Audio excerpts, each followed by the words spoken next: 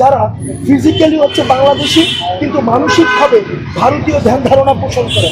আমাদের হিন্দু, মুসলিম, বৌদ্ধ, খ্রিস্টান এবং মুসলমান আমরা একসাথে সার্বভৌমত্ব এবং অখণ্ডতার প্রশ্নে আমরা লড়াই করব। জগন্নাথ হলে শিক্ষার্থীরাই গতকালকে ভারতের মুখে সপ্তাহঘাত দিয়ে দিয়েছে যে হচ্ছে এই দেশে কোনো সাম্প্রদায়িক দাঙ্গা নেই, এই দেশে সাম্প্রদায়িক সম্প্রীতি বিরাজমান। ভারতের সাথে বর্তমান যে বাংলাদেশের সম্পর্ক, গতকাল আমরা দেখেছি যে আগরতলায় যে হামলাটি হয়েছে আমাদের যেই বাংলাদেশ কনসুলেটের মধ্যে, এবং রিসেন্ট যেই সাম্প্রদায়িকতা ইস্যু যেদিকে বিশ্ব মিডিয়াতে দেখানো হচ্ছে যে বাংলাদেশে মাইনরিটিরা অনিরাপদে রয়েছে এবং দ্রব্যমূল্যের ঊর্ধ্বগতি, শিক্ষা, নতুন কমিশন, সংস্কার প্রস্তাবনা, এই বিষয়গুলো নিয়ে স্যারের সাথে আজকে আমাদের আলোচনা হয়েছে।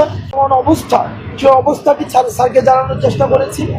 আমরা আমাদের জায়গা থেকে স্যারকে বলেছি যে বিশেষ করে প্রথমত ভারত সরকারের সাথে ফ্যাসিস্ট সরকারের যে ধরনের গোপন চুক্তিগুলো হয়েছে সেটি যেন হচ্ছে প্রকাশ করা হয়।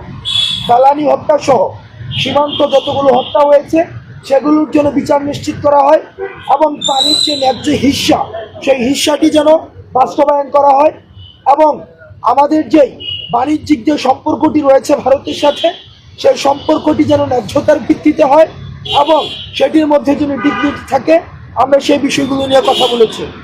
আপনারা জানেন যে সিন্ডিকেটের কারণে মানুষের যে দ্রব্যমূল্যের ঊর্ধ্বগতিতে মানুষের স্বাভাবিক জীবন যে ব্যাহত হচ্ছে, মানুষ ফিল করছে যে এই যে দ্রব্যমূল্যের লাগাম টানা উচিত, মানুষের সেই সংখ্যাটি আমরা ডক্টর মোহাম্মদ ইউনূস স্যারকে আমরা জানিয়েছি।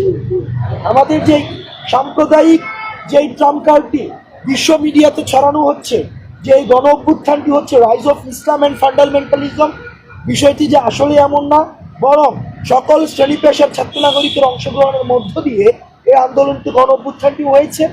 এবং আমাদের যেই হিন্দু ভাইদের সাথে বা যারা হচ্ছে সংখ্যালঘু রয়েছে, যদিও এই শব্দটি ব্যবহার করতে আমরা আমাদের জায়গা থেকে আমরা সংকেত বোধ করি, বাংলাদেশে প্রত্যেকেই সাম্য এবং মানবিক মর্যাদার মধ্য দিয়ে তাদের জীবন ধারণ করছে।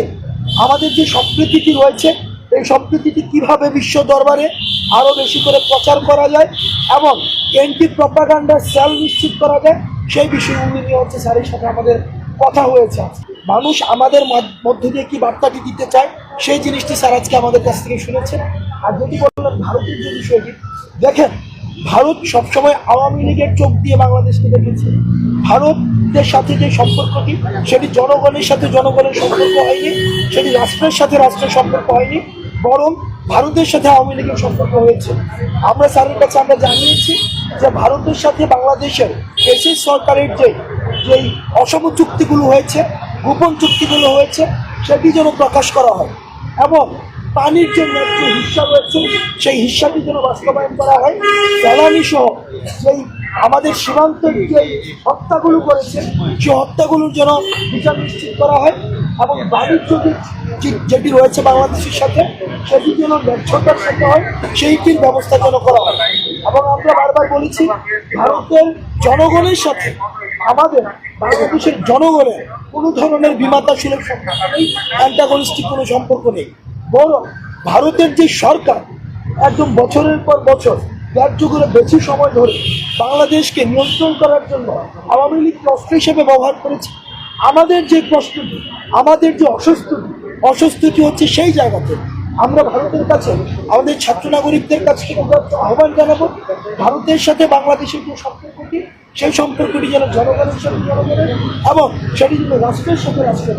এখানে শুধুমাত্র আমাদেরকে কয়েকজন শিক্ষার্থী যারা হচ্ছে আন্দোলনের ফেস হয়েছিল, জাস্ট তাদেরকে ইনভাইট করা হয়েছে, তারা এখানে এসেছে। মূলত হচ্ছে দেশের যে মাঠের যে পরিস্থিতিটা এবং হচ্ছে বিদেশি যে পরিস্থিতিটা, এটা নিয়ে আলোচনা হয়েছে। যে আমাদের কাছ থেকে সার্জন জানতে চেয়েছেন যে হচ্ছে দেশের কৃষকরা, মজুররা, রিক্সা শ্রমিকরা, গার্মেন্টস শ্রমিকরা আমাদেরকে নিয়ে কীভাবে এবং হচ্ছে সরকার তাদের জন্য কীভাবে কী করতে পারে সেই সকল বিষয় নিয়ে জানতে চাইছেন। আমরা জাস্ট হচ্ছে দেশের কী পরিস্থিতি, ক্যাম্পাসগুলোর কী পরিস্থিতি এবং দেশের মানুষ কী ভাবছে সরকারকে নিয়ে, সরকারকে কী করা উচিত সামনের দিকে এবং প্রশাসনিক ব্যবস্থা কীরকমভাবে চলছে, আমরা গ্রাউন্ড রিয়েলিটিটা সরকারের কাছে তুলে ধরতে চেয়েছি, স্যারের কাছে তুলে ধরতে চাইছি। স্যার বিষয়গুলো খুব মনোযোগ দিয়ে শুনেছেন এবং তিনি এগুলো নোট নিয়েছেন। 5ই আগস্টের আগ মুহূর্তে বাংলাদেশের যে ন্যাশনাল ইউনিটি তৈরি হয়েছে সেই ইউনিটি আমরা মনে করি এখনো ভাঙেনি। আমরা সকল রাজনৈতিক দল দেশের স্বার্থে একমত। আপনারা দেখেছেন যে হচ্ছে গতকালকে রাজু ভাস্কর্যের যে প্রোগ্রামটি, সেখানে দল মত নির্বিশেষে সকল ছাত্র সংগঠন এসে উপস্থিত হয়েছে এবং দেশের স্বাধীনতা সার্বভৌমত্বের ক্ষেত্রে দেশের সকল রাজনৈতিক দল, সকল ছাত্র সংগঠন একসাথে কাজ করবে। এবং আমরা সরকারকেও বলেছি যে উদ্যোগ নেওয়ার জন্য, এবং বৈষম্যবিরোধী ছাত্র আন্দোলনের একটা স্টেক হোল্ডার হিসেবে বৈষম্যবিরোধী ছাত্র আন্দোলন এই উদ্যোগ নিচ্ছে। আপনারা গতকালকে দেখেছেন জগন্নাথ হলের শিক্ষার্থীরা মিছিল নিয়ে বের হয়ে এসেছে দেশের স্বাধীনতার পক্ষে, দেশের সার্বভৌমত্বের পক্ষে। জগন্নাথ হলের শিক্ষার্থীরাই গতকালকে ভারতের মুখে সপ্তাঘাত দিয়ে দিয়েছে যে হচ্ছে এই দেশে কোনো সাম্প্রদায়িক দাঙ্গা নেই, এই দেশে সাম্প্রদায়িক সম্প্রীতি বিরাজমান, এদেশের হিন্দু মুসলিম সবাই একসাথে বসবাস করে। সারা দেশে হিন্দু সম্প্রদায় বলেন আর হচ্ছে অন্য যে কোনো সম্প্রদায় বলেন, সবাই এই ক্ষেত্রে ন্যাশনাল ইউনিটির জায়গায় আছে এবং আমরা তাদের সাথে কথা বলছি, যোগাযোগ রাখছি। আশা করি সামনের দিকে আর এই ধরনের কোনো ধরনের সংঘাত সৃষ্টি হবে না। যেহেতু উপহাই কমিশন একটি কূটনৈতিক অবস্থান এবং এটি আসলে একটি দেশের সার্বভৌম স্থান হিসেবে সাধারণত পরিগণিত হয় কূটনৈতিকভাবে এবং রাজনৈতিকভাবে।